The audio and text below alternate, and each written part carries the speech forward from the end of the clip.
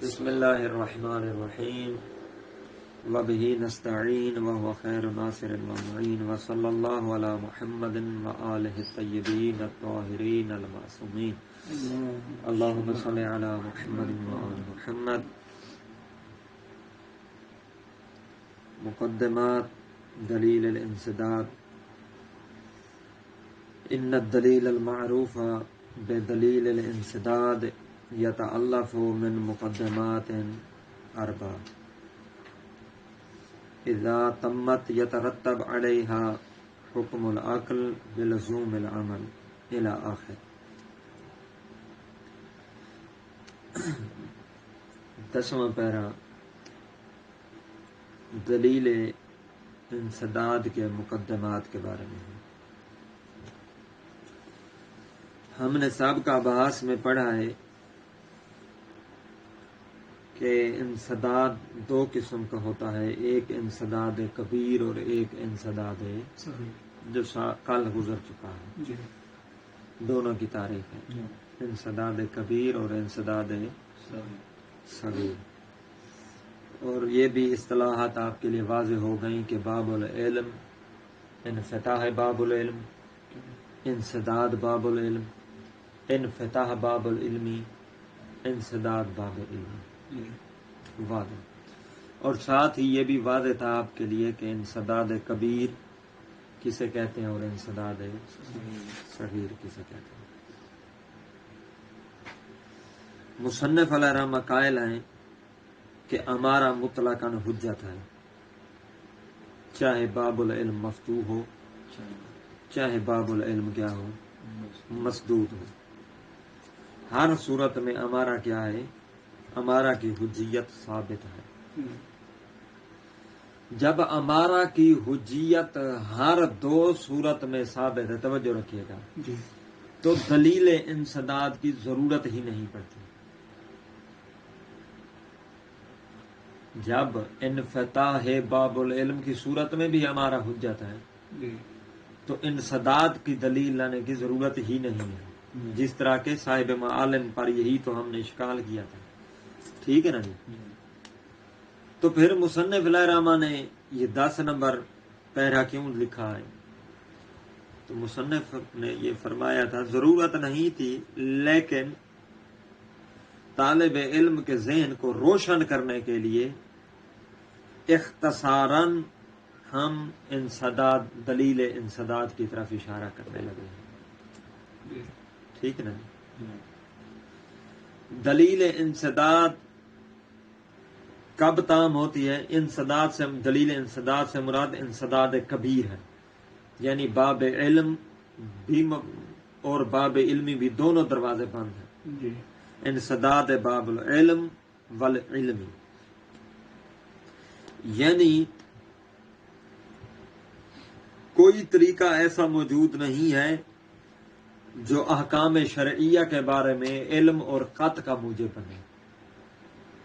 کوئی طریقہ ایسا نہیں ہے جو احکام شرعیہ کے بارے میں قطع کا موجب بنے. دونوں دروازے بند ہیں. یہ دلیل انسداد کے فرماتے ہیں 4 مقدمات ہیں.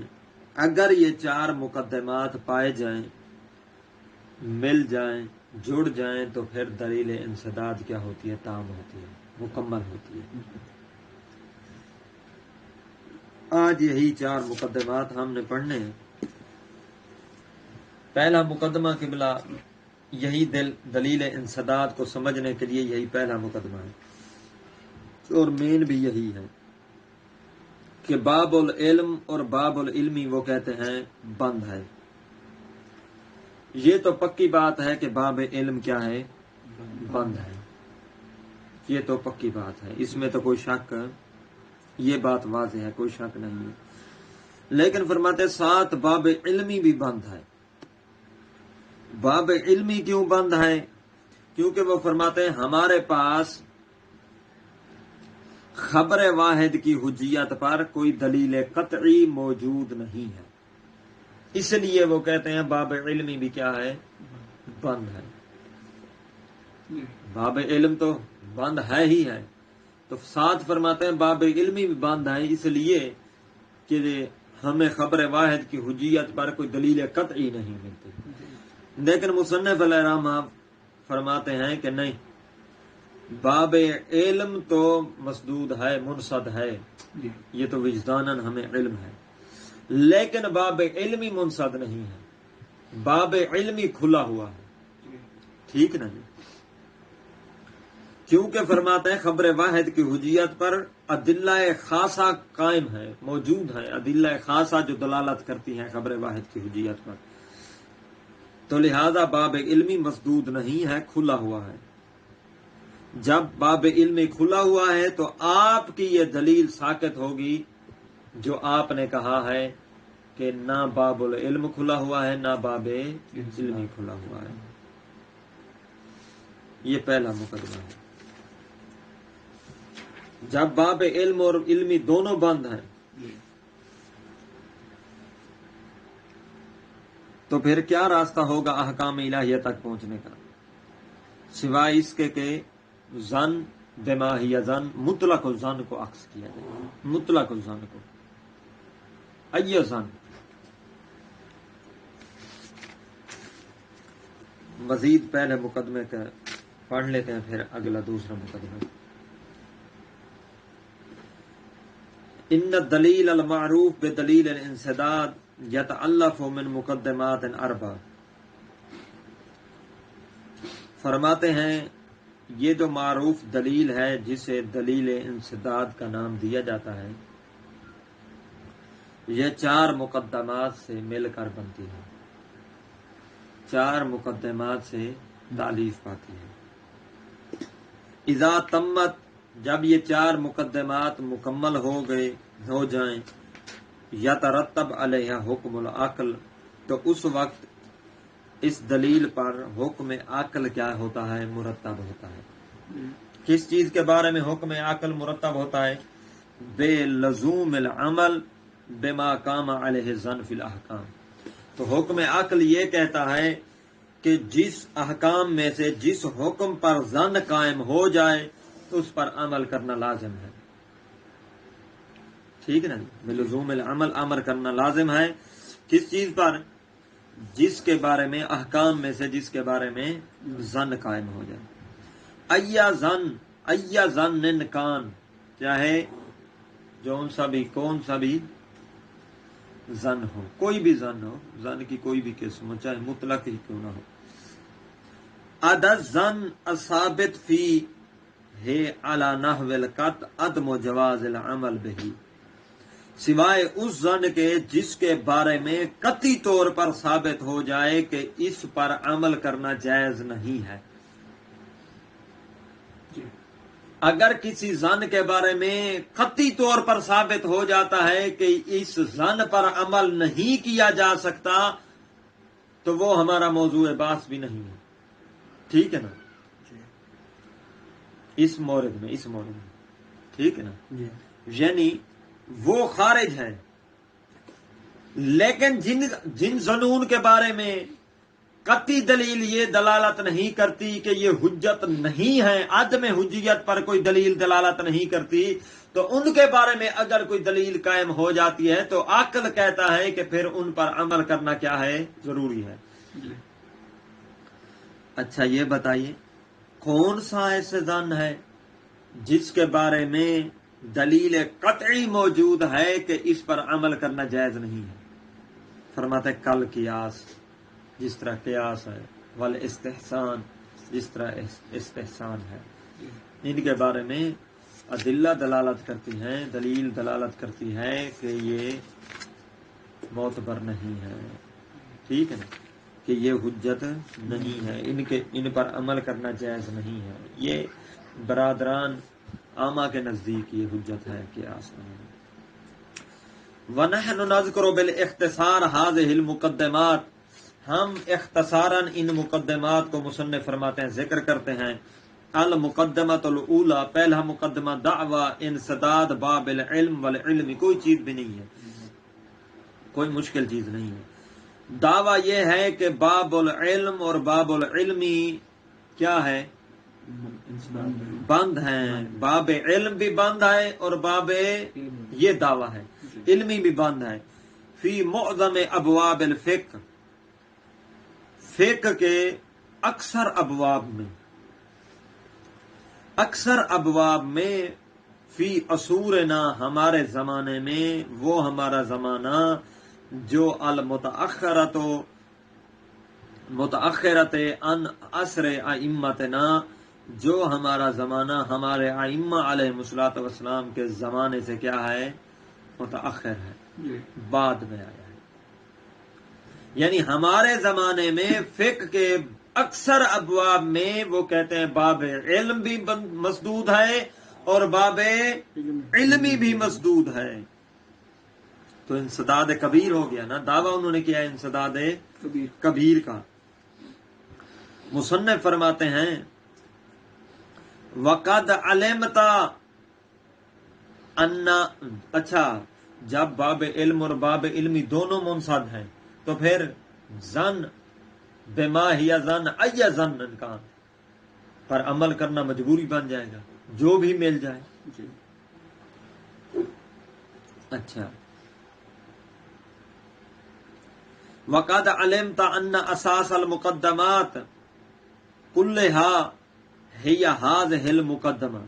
مصنف فرماتے ہیں آپ جان لیں کہ ان تمام مقدمات کی جو بنیاد اور اساس ہے نا وہ یہی پہلا مقدمہ ہے. یہ جو 4 کل مقدمے ہیں ان کی اساس کون سا مقدمہ ہے؟ یہی پہلا مقدمہ ہے. یہاں تک واضح ہوا یا نہیں ہوا؟ ہاں احمد علیہ السلام اس کے پیچھے پہلا مقدمہ ختم ہو گیا. ہاں ختم ہو گیا، وہ دعویٰ ختم ہو گیا. دعویٰ یہی تھا کہ اکثر ابواب میں کیا ہے؟ باب علم اور باب علمی کیا ہے؟ بند ہے، دونوں بند ہیں.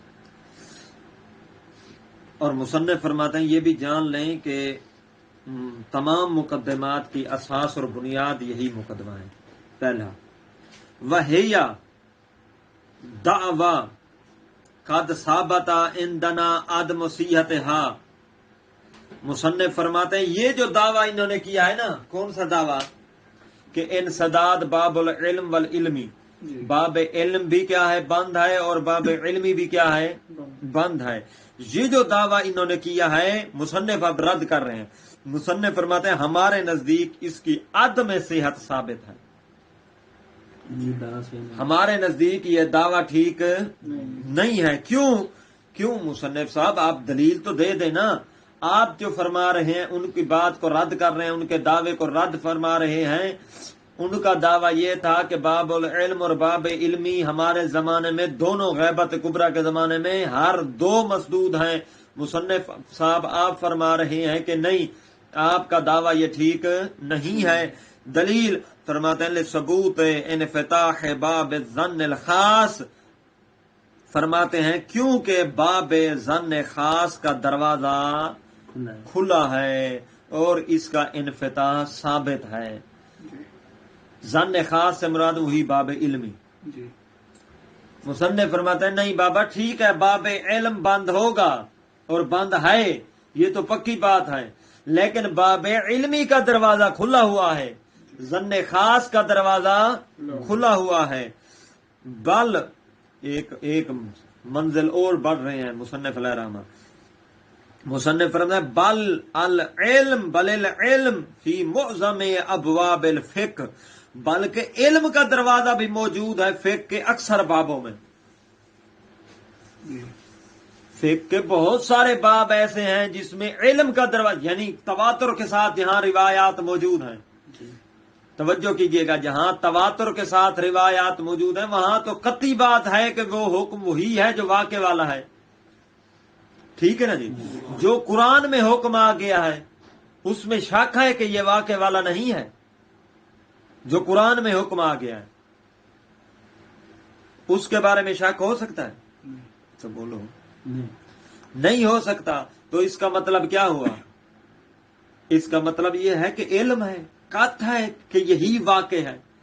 قرآن نے مثلا کہہ دیا یہ چیز حرام ہے، یہ چیز نجس ہے، جس کو قرآن نے صراحتاً نجس کہہ دیا وہی تو واقع ہے، اس کی نجاست کے بارے میں ہمیں شک ہوا، ظن ہوا یا قط ہو گیا، آسان تم قط ہو گیا۔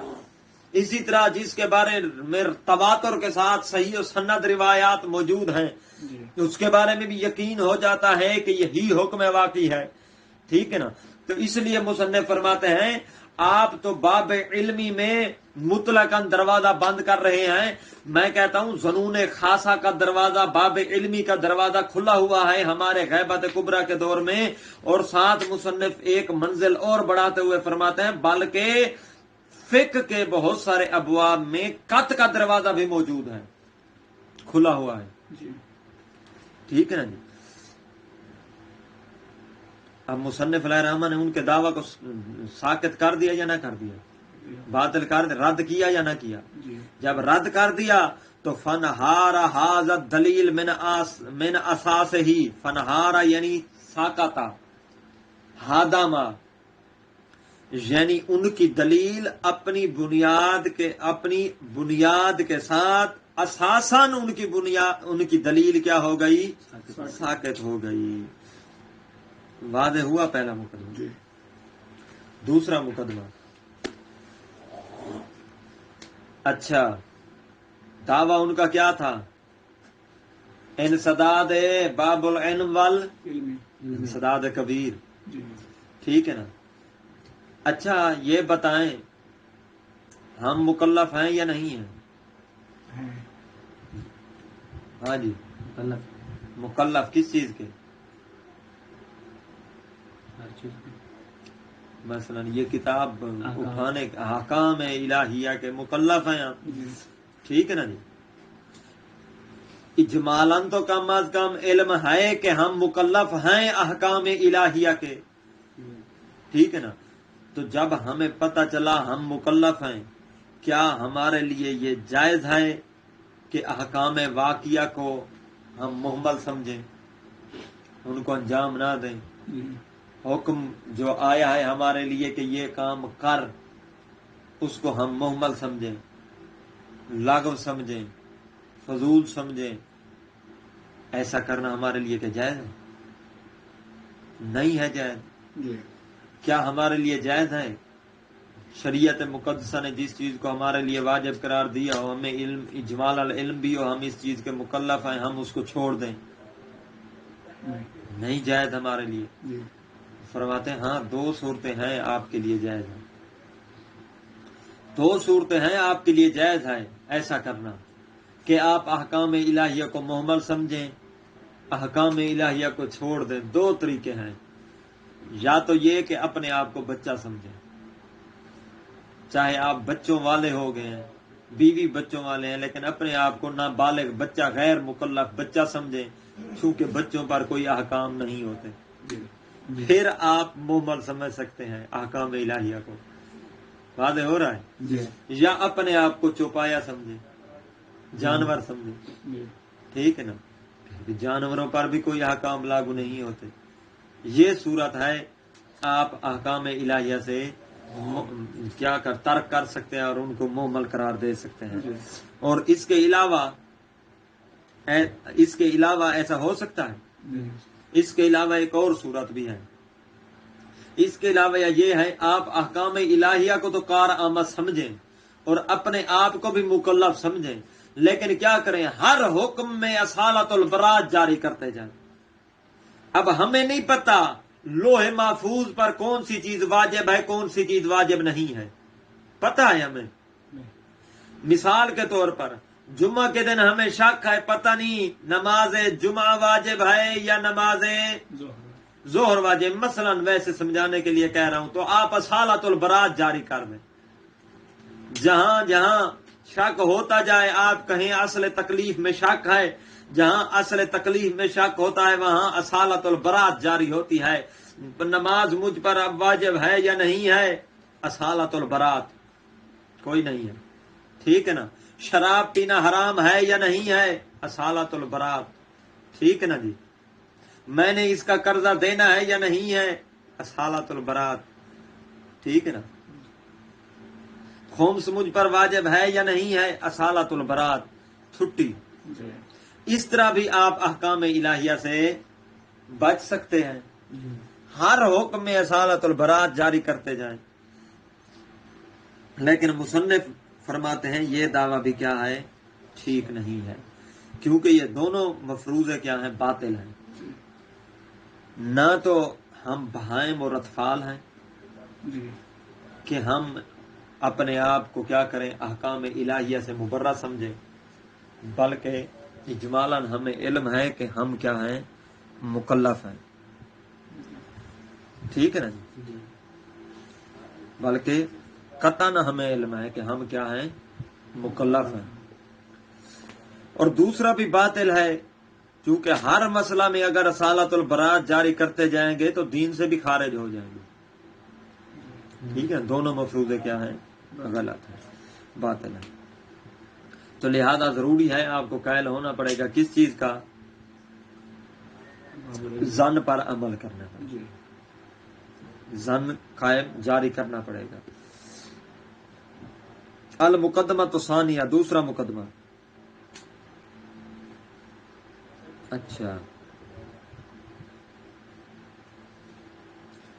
انہ لا یجوز احمال امتثال الاحکام الواقعیت المعلومہ اجمالا، جائز نہیں ہے مہمل قرار دینا احکام واقعہ کے اس امتثال کو، احکام واقعیہ کے امتثال کو مہمل قرار دینا جائز نہیں ہے. وہ احکام واقعہ المعلومہ اجمالاً جن کے بارے میں ہمیں علم ہے، اجمالاً علم ہے کہ یہ چیزیں ہم پر ہیں، ہم ان احکام کے مکلف ہیں، پھر ان کو مہمل قرار دینا انجام دینے کے بارے میں کہ یہ ایسے ہی ہیں، ان کو انجام دینے کی کوئی ضرورت نہیں ہے، ایسا کرنا جائز نہیں ہے. ولا یجوز ترکھا فی مقام العمل، اور اسی طرح جائز نہیں ہے ان احکام کو ترک کرنا، یعنی ترک کر دینا مقام عمل میں، عمل نہ کرنا، چھوڑ دیں. ٹھیک ہے نا، یہ بھی جائز نہیں ہے. ہاں فرماتے ہیں جن کو شوق ہے نا عمل سے بھاگنے کا، جو کہتے ہیں کوئی نماز نعوذ باللہ واجب ہم پر نہیں ہے، نماز وہی جو ختم ہو گئی تھی، اس طرح کے بھی کچھ ہے نا.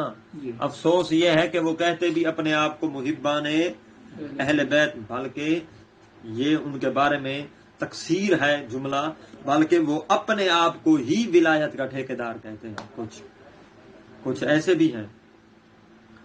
اور احکام الہیہ سے بھی کیا ہو رہے ہیں کہ احکام الہیہ سے بھی ہاتھ اٹھا رہے ہیں کہ کوئی احکام الہیہ نعوذ باللہ نہیں ہے. کچھ ایسے بھی ہیں لوگ. اچھا جی، تو مصنف فرماتے ہیں اگر آپ کو شوق ہے ایسا کرنے کا، احمالھا و ترھھا یقع فی فرضین بے فرضین، فرماتے ہیں ان احکام کا مہمل قرار دینا، ان احکام کو ترک کرنا دو فرضوں کے ذریعے سے واقع ہوتا ہے. پہلا یہ کہ اما ان بان نعتبر انفسنا کالبہائم والاطفال، کہ ہم اپنے آپ کو، اپنے نفسوں کو جانوروں کی طرح سمجھیں یا بچوں کی طرح غیر مکلف سمجھیں، غیر بالغ، غیر ممیز، غیر مکلف. ٹھیک ہے نا جی؟ لا تکلیف علینا، کہ ہم پر تکلیف واجب نہیں ہے، پھر آزاد ہو. حالانکہ ایسا نہیں ہے، نہ ہم اپنے آپ کو جانور سمجھتے ہیں اور نہ ہی ہم کہ جانوروں پر احکام نہیں ہوتے، اور نہ ہی ہم اپنے آپ کو کیا بچہ سمجھتے ہیں، بڑے ذہین ہیں ہم. وَإِمَّا، یا یہ راستہ یہ ہے، دوسرا راستہ یہ ہے کہ بِأَن نَرْجِعَ إِلَىٰ أَصَالَةِ الْبَرَاءَةِ، ہر حکم میں ہم اصالت البراءت جاری کرتے جائیں. ٹھیک ہے نا جی؟ تو پھر بھی جان چھوٹ سکتی ہے. وَأَصَالَةُ عَدْمِ تَكْلِيفِ فِي كُلِّ مَوْضِعٍ، ہر جگہ ہم یہی کہیں کہ اصل تکلیف ہے ہی نہیں.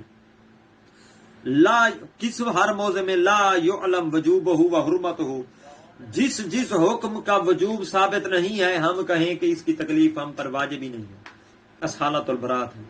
جس کی حرمت ثابت نہیں ہے ہم اس کے بارے میں کہیں کہ اس کی حرمت ہم پر لاگو ہی نہیں ہوتی، لہذا اصالت البراءت ہے.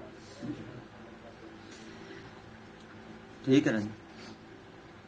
وکیل الفرد یہ مقدمہ تھا. مصنف فرماتے ہیں وکیل الفرضین ضروری البطلان کہ دونوں فرض کیا ہیں؟ ضروری اور بطلان ہے، یعنی ان کا بطلان بدیہی ہے، واضح ہے. ٹھیک ہے نا. پہلے کا کیسے، پہلی صورت کیسے باطل ہے؟ ہم بچے نہیں ہیں، ہم نہ بہائم ہیں نہ ہی اطفال ہیں کہ جو ہم مکلف نہ ہوں، بلکہ قطعی طور پر ثابت ہے کہ ہم کیا ہیں؟ انسان ہیں اور بالغ ہیں. ٹھیک ہے نا، مکلف ہیں. ٹھیک. اور دوسرا باطل ہے اس لیے کہ ہر حکم میں ہر جگہ اصالت اور برات جاری کرتے رہے تو خدشہ ہے کہ ہم دین سے خارج ہو جائیں گے. المقدمۃ الثالثہ، تیسرا مقدمہ.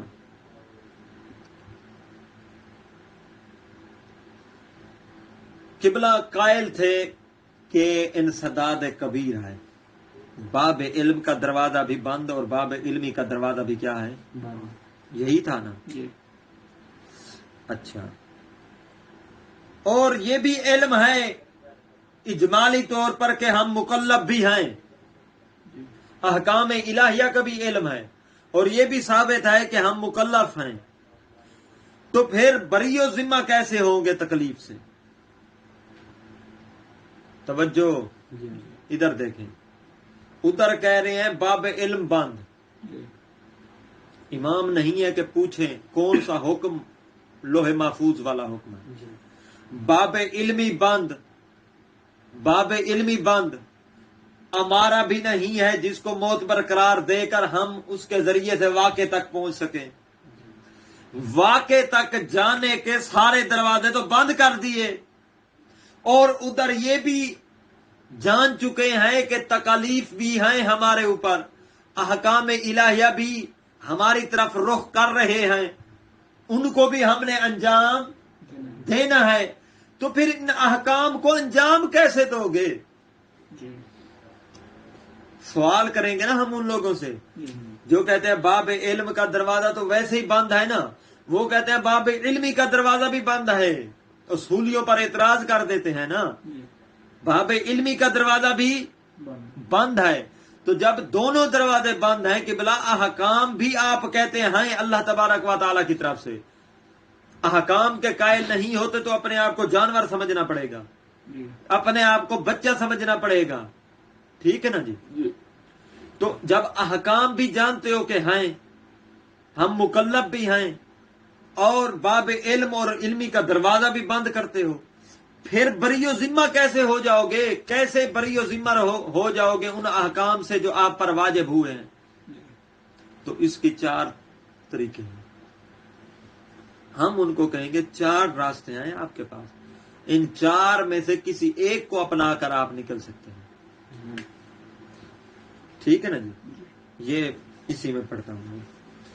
انہ بعد فرض وجوب التعرض للاحکام المعلومات اجمالا، یہ فرض کرنے کے بعد کہ وجوب در پے ہے احکام کا، المعلومہ اجمالا جن کے بارے میں ہمیں اجمالی علم ہے کہ ہم مکلف ہیں.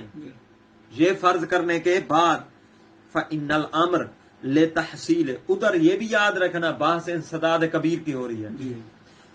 یہ فرض کر لیا کہ احکام الہیہ ثابت ہیں، ادھر قائل ہیں کہ کیا ہے باب علم اور باب علمی دونوں بند ہیں. تو فإن الامر لتحصیل فراغ ذمہ من الاحکام یدور بین حالات اربع، فرماتے ہیں پھر فراغ ذمہ ہونے کا امر جو ہے، بری و ذمہ تو ہونا ہی ہے نا بارگاہ الہی میں. یہ فراغ ذمہ کیسے حاصل ہوگی احکام سے؟ فرماتے ہیں یہ فراغت دائر ہے 4 حالات کے درمیان. 4 میں سے کوئی ایک کام کرو تو پھر آپ بری و ذمہ ہو سکتے ہیں، نہیں تو نہیں ہو سکتے. لا خامسۃ لہا، ان 4 کے علاوہ کوئی 5واں راستہ ہے ہی نہیں. پتہ نہیں واضح ہو رہا ہے؟ نمبر 1، تقلید من یرا انفتاح باب العلم، اس کی تقلید کریں جو باب العلم کا قائل ہے، باب العلم کے کھلے ہونے کا قائل ہے. اس کی تقلید کر لیں. کون کرے تقلید؟ کس کو کہہ رہے ہیں؟ یہی تو پتہ چلنا ہے آپ کو پیچھے یہ مقدمہ ثالثہ کی تمہید سمجھ آئی ہے یا نہیں؟ مکلف کون سا؟ جو احکام معلومہ کو اجمالی طور پر جانتا ہے اور آسان یہ بھی جانتا ہے کہ ہم مکلف ہیں، اور ساتھ کس چیز کا قائل ہوا ہے؟ تفصیل ہے. ساتھ وہ کہتا ہے کہ باب العلم اور باب العلم دونوں بند ہیں. اس سے ہم پوچھ رہے ہیں کہ بابا پھر تو احکام الہیہ کو انجام دے کر بری و ذمہ کیسے ہوگا؟ تو تیرے لیے 4 راستے ہیں، 4 میں سے کوئی ایک کر سکتا ہے، کوئی 5واں نہیں کر سکتا. یا تو تقلید کرے اس کی جو باب علم کے مفتوح ہونے کا قائل ہے، ایک. دوسرا یہ یاد رکھنا، آگے آئیں گے یہی تینوں چاروں. دوسرا الاخذ بالاحتیاط فی کل مسئلۃ، ہر مسئلہ میں تو احتیاط پر عمل کر، ہر مسئلہ میں احتیاط پر عمل کر. شک ہو گیا ہے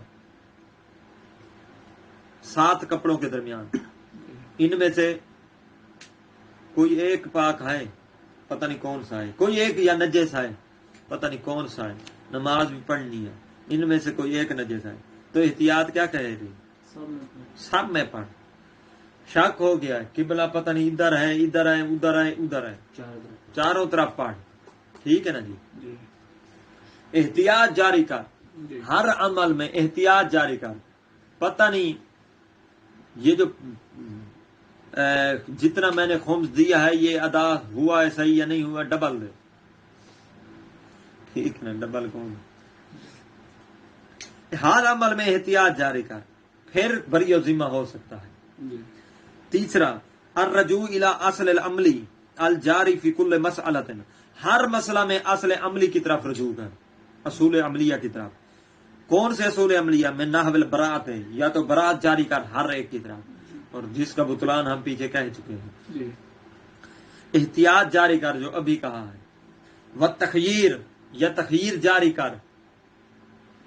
ٹھیک ہے نا؟ یعنی ہر صورت میں آپ یا تو برات کی طرف رجوع کریں یا تخییر کی طرف رجوع کریں، اول استصحاب یا استصحاب کی طرف رجوع کریں. حسب ما یقتضی حال المسئلہ، مسئلے کی حالت جس کا تقاضا کرتی ہے وہی. اگر اصل تکلیف میں شک ہے تو برات ہوگی، اگر اصل تکلیف میں نہیں تو یا تو تخییر ہوگی یا پھر کیا ہوگی؟ استصحاب جاری ہوگا. چوتھی صورت یہ ہے کہ الرجوع الی ظن المطلق، ظن مطلق کی طرف رجوع کرنا پڑے گا آپ کو. پہلی 3 کی طرف رجوع کر، نہیں تو ظن کی طرف رجوع کرنا پڑے گا. فی کل مسئلۃ فیہا، احکام میں ہر مسئلہ میں ظن کی طرف رجوع کر. فی کل مسئلۃ فیہا ظن بالحکم، یعنی جہاں ظن کا مورد ہو، جہاں حکم ظنی ہو، وہاں ظن کی طرف رجوع کرنا پڑے گا. وفی ما عداہا، جو ظن کا مورد نہ ہو، یرجا الی الاصول العملیہ، وہاں اصول عملیہ کی طرف رجوع کرنا پڑے گا. یہ قبلہ کل 4 پہرے ہو گئے. پتہ نہیں واضح ہوئے یا نہیں؟ ٹھیک ہے نا؟ وہ بندہ جو انسداد کا قائل تھا، ٹھیک ہے نا، وہ بندہ جو ساتھ یہ بھی کہہ رہا تھا، انسداد کبیر کا قائل ہونے کے ساتھ ساتھ یہ بھی ساتھ کہہ رہا تھا کہ مکلف تکلیف بھی ثابت ہے، اس کو 4 راستے ہم نے بتائے. ان 4 میں سے کسی ایک پر تو چل سکتا ہے، پھر بری و ذمہ ہو سکتا ہے، نہیں تو نہیں ہو سکتا. پھر ایک ایک راستے کو رد کریں گے، وہ انشاءاللہ کام ہے. الحمدللہ رب العالمین.